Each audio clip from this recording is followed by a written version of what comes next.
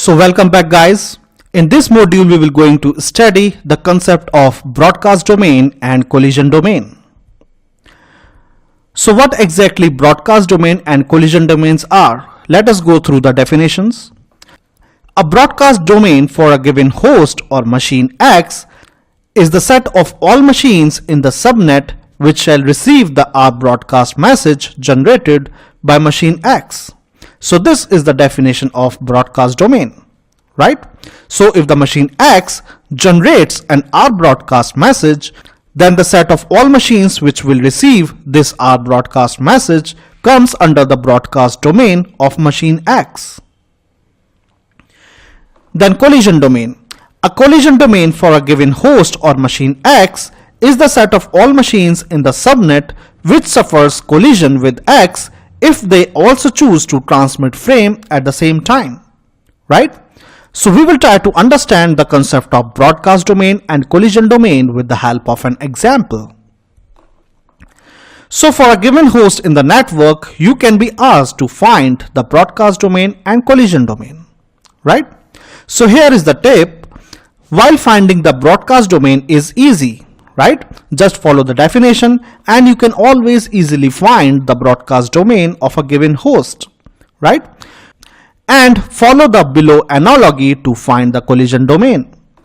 So to find the collision domain, assume that the physical wire to which host machines are connected is like an electrical wire which carries electrical current, right?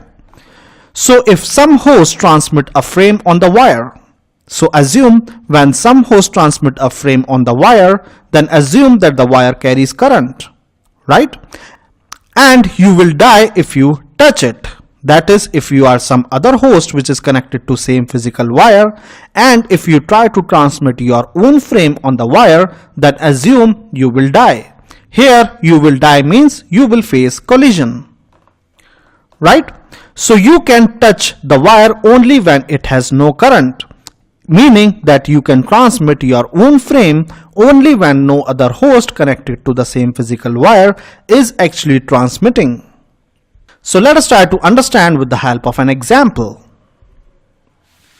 But before going to an example, let us first understand that what exactly collision is and why does the collision happen.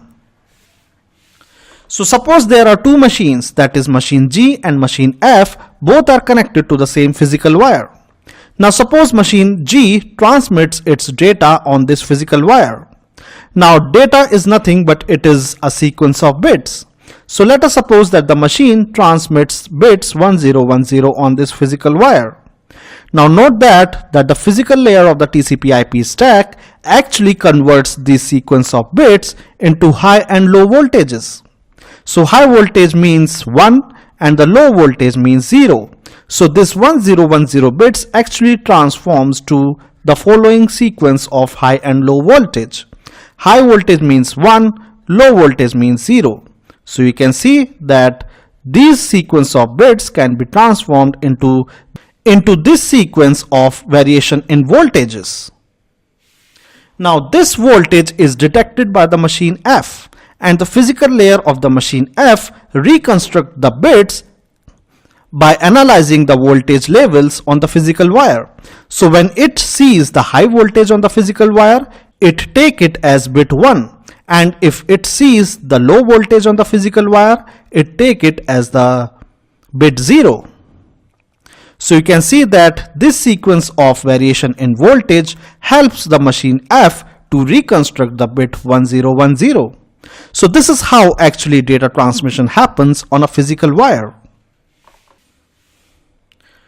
right? Now going forward, now suppose the machine G transmits data on the wire. It means that it varies the voltage levels on the wire. Now at the same time, suppose machine F also decides to transmit its data on this physical wire. So it will also try to fluctuate the voltage levels of this physical wire. So here the red color shows the voltage levels that is produced by the machine F, right? So you can see that both of these voltages actually transpose over each other to actually produce nothing. So in other words, we can say that the data which is transmitted by the machine G on the physical wire and the data which is transmitted by the machine F on the physical wire actually superimpose over each other to actually produce a garbage. In other words, it causes data corruption.